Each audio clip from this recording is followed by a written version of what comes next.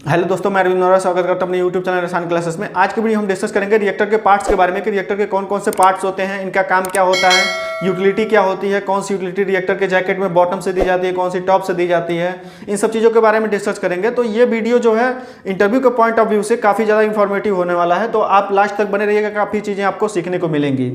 तो इससे पहले आपको एक वीडियो हम बना चुके हैं रिएक्टर के बारे में, बैच रिएक्टर के टाइप्स के बारे में, जिसमें ग्लास लाइन रिएक्टर और स्टेनलेस स्टील रिएक्टर के बारे में और उनके डिफरेंस के बारे में बताए थे। तो आपको पता ही होगा कि स्टेनलेस स्टील रिएक्टर और ग्लास लाइन रिएक्टर के पार्ट्स में और या डिवाइस में बहुत कम डिफरेंस होता है। काफ़ी ज़्यादा जो इक्विपमेंट या काफ़ी ज़्यादा पार्ट्स होते हैं जो दोनों में कॉमन होते हैं स्टेनलेस स्टील रिएक्टर और ग्लास लाइन रिएक्टर में। बस कुछ ही इक्विपमेंट ऐसे होते हैं जैसे उनके अंदर ग्लास की कोटिंग वगैरह होती है, बैफल्स वफल्स में अंतर होता है। तो कुछ ही ऐसे इक्विपमेंट होते हैं जो कि ग्लास लाइन रिएक्टर में होते हैं, स्टेनलेस स्टील रिएक्टर में नहीं होते हैं, और कुछ ऐसे होते हैं जो स्टेनलेस स्टील रिएक्टर में होते हैं, ग्लास लाइन रिएक्टर में नहीं होते हैं। ठीक है, लेकिन मोस्ट पार्ट्स जो होते हैं दोनों में कॉमन होते हैं। तो इस वीडियो में आप दोनों को आप रिलेट कर सकते हैं, लेकिन इसमें हम क्या है कि सपोज कर लेते हैं स्टेनलेस स्टील रिएक्टर है, स्टेनलेस स्टील रिएक्टर मान के चलेंगे। तो इसमें भी स्टार्ट करते हैं। देखिए, सबसे पहला पार्ट देखते हैं एजिटेटर के बारे में। ये रिएक्टर के में लगा रहता है एजिटेटर। अभी एजिटेटर के कई टाइप्स होते हैं, उसको किसी वीडियो में हम डिस्कस करेंगे। तो एजिटेटर का काम क्या होता है? एजिटेटर का काम होता है कि प्रॉपर मिक्सिंग करना। ये प्रॉपर मिक्सिंग करता है, जिससे क्या होती है हमारी इसमें हीट ट्रांसफर प्रमोट होती है, और इसमें जो रिएक्शन होगी, जो इसमें रिएक्शन मास होगा, उसमें रिएक्शन अगर हो रही है तो वो अच्छी होगी, रिएक्शन प्रमोट होगी। ठीक है, तो एजिटेटर का अगर वन वर्ड में बोले तो ये प्रॉपर मिक्सिंग का काम करता है। ठीक है, अब ये एजिटेटर क्या होता है, मोटर से कनेक्ट होता है। ठीक है, तो इसके बीच में क्या होता है, कई डिवाइसेस लगी होती हैं, जैसे मैकेनिकल सील होती है। अब मैकेनिकल सील एक ऐसी डिवाइस होती है जो लीकेज को अवॉइड करती है। कैसे क्या होता है कि देखिए, ये जो शाफ्ट है एजिटेटर का शाफ्ट है, ये जब रिएक्टर के बाहर जब निकलेगा तो इसमें क्या होगा कि जहाँ पे इस रिएक्टर के सरफेस से टच करता है वहाँ पे थोड़ी थोड़ी गैपिंग रहती है, क्योंकि ये रोटेट करता है तो थोड़ी बहुत तो गैपिंग होनी चाहिए। बिना गैपिंग नहीं होगा तो रोटेट नहीं करेगा। तो यहाँ पे जो थोड़ी गैपिंग होती है, तो जैसे मान लीजिए इस रिएक्टर में कोई मटेरियल होगा, कोई रिएक्शन होगी, कोई गैस प्रोड्यूस होगी या प्रेशर में होगा, तो यहाँ से जो भी मटेरियल होगा या कोई गैस होगी तो वो लीकेज होगी। तो इस लीकेज को अवॉइड करने के लिए मैकेनिकल सील का यूज करते हैं। ठीक है, उसके बाद देखिए कपलिंग होता है। कपलिंग होता है, ये कपलिंग का काम क्या होता है कि ये मोटर के शाफ्ट और एजिटेटर के शाफ्ट दोनों को कनेक्ट करता है।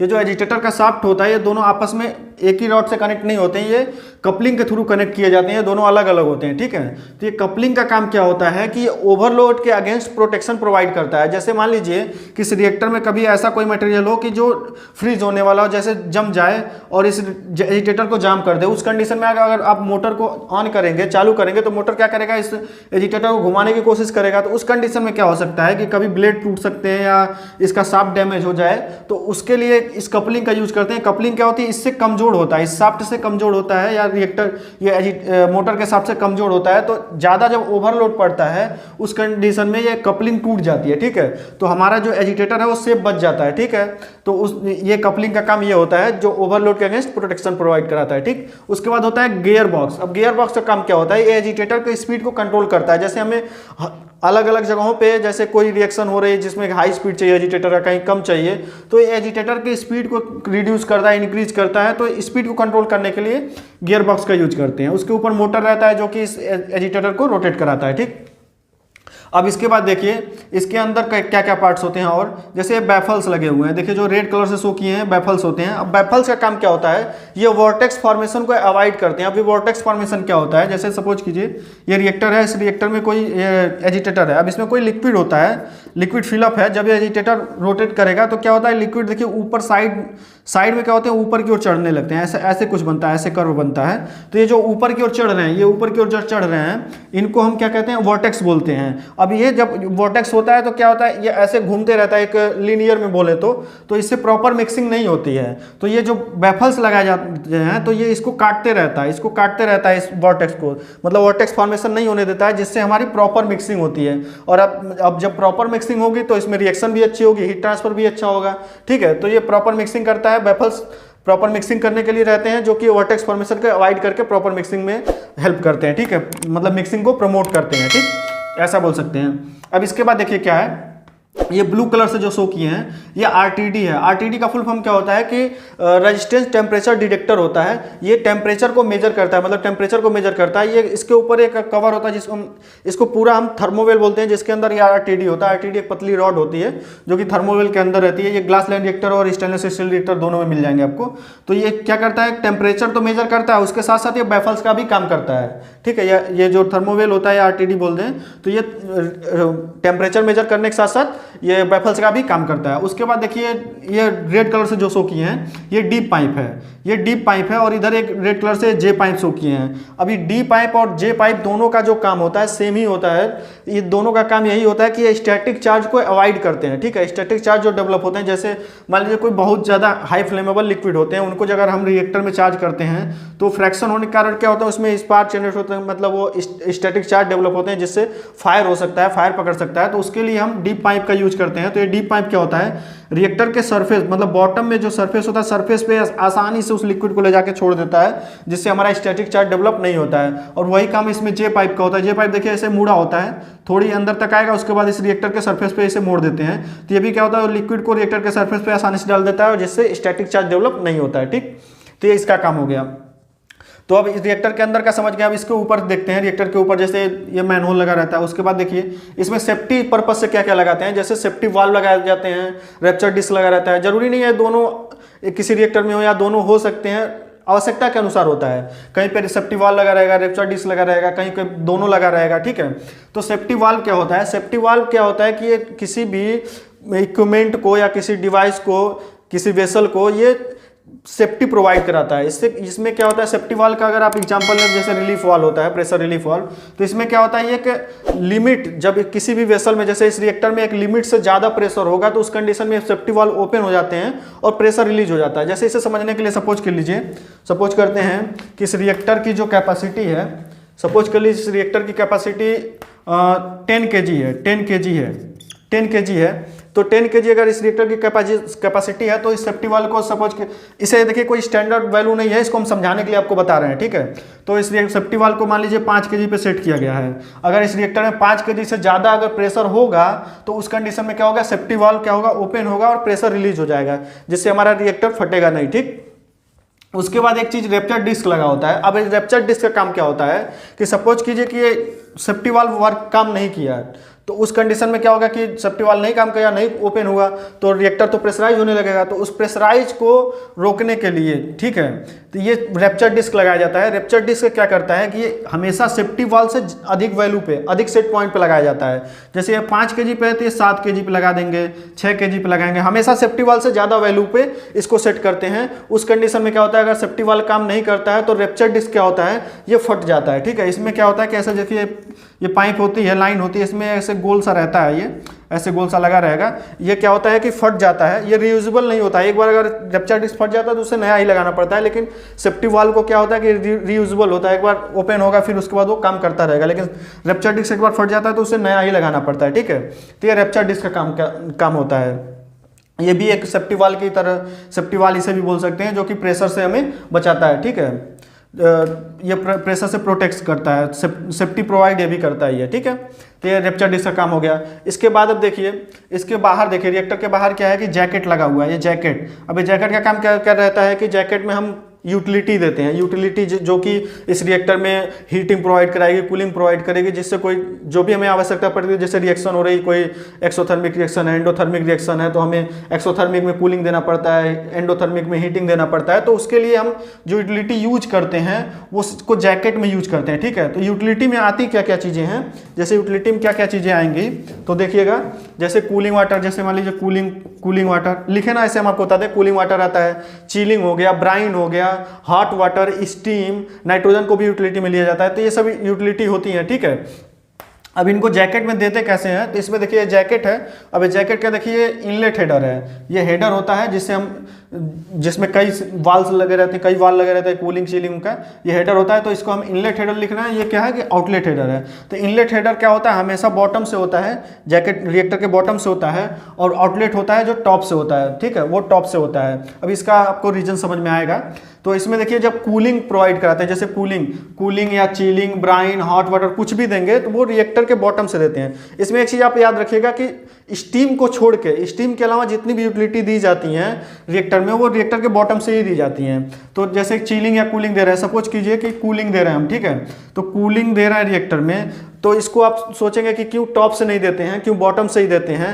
तो इसमें क्या होता है कि जब बॉटम से देते हैं तो जैसे जैकेट होता है, जैकेट कई टाइप्स के होते हैं, तो इसमें मान लीजिए हाफ बेल्टेड टाइप जैकेट है, तो इसमें हम नीचे से दिए, तो जब नीचे से देंगे तो इसमें कॉन्टेक्ट टाइम जो होता है, इनडायरेक्टली कॉन्टैक्ट टाइम जो होगी वो काफ़ी बढ़ जाती है। जैसे ये नीचे से जाएगा, धीरे धीरे ऊपर चढ़ता जाएगा, ऊपर जाएगा, उसके बाद ना ये डिलीवर होगा, यहाँ से आएगा ऐसे चढ़ते चढ़ते चढ़ते, उसके बाद यहाँ से आके ये आउटलेट हेडर पर जाएगा, उसके बाद वो आउट होगा। तो उस कंडीशन में इसको कॉन्टैक्ट टाइम जो है काफ़ी ज़्यादा मिलता है, जिससे हमारी हीट ट्रांसपोर्ट जो होती है अच्छे से प्रॉपर तरीके से हीट यूटिलाइज हो जाती है। अगर हम टॉप से देंगे, अगर टॉप से कूलिंग को दें या चिलिंग ब्राइन को देंगे, तो ग्रेविटेशनल फोर्स तो लगता है, ये आसानी से क्या होगा कि वो नीचे आ जाएगा, वो रिएक्टर में क्या होगा, आसानी से नीचे चला आएगा और वो अपनी हीट को अच्छी तरह से ट्रांसफर नहीं कर पाएगा और वो उस नीचे आके डिलीवर हो जाएगा, मतलब वो आउटलेट में चला जाएगा, ठीक है। तो इसलिए हम क्या करते हैं, नीचे से इसको देते हैं जिससे काफ़ी कांटेक्ट टाइम मिले, अच्छे से इसका हीट यूटिलाइज हो पाए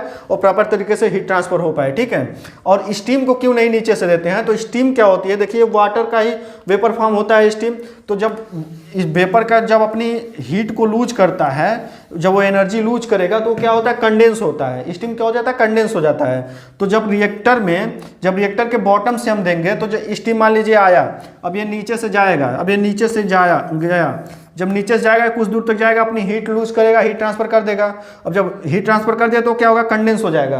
अब कंडेंस हो गया तो लिक्विड फॉर्म में हो गया। अब उसके बाद जब दूसरी और जो स्टीम आगे से आ रही है उनको आगे बढ़ने नहीं देगा, और इस लाइन में क्या होगा, जैकेट में क्या होगा, हैमरिंग होने लगेगा, इसमें प्रेशर डेवलप होने लगेगा, हाई प्रेशर होगा, तो जिससे जैकेट भी फट सकता है। तो इसलिए हम क्या करते हैं, इसे नीचे से नहीं देते हैं, इसलिए रिएक्टर के टॉप से देते हैं, मतलब आउटलेट हेडर से हम स्टीम को देते हैं हमेशा, आउटलेट हेडर से, ठीक है।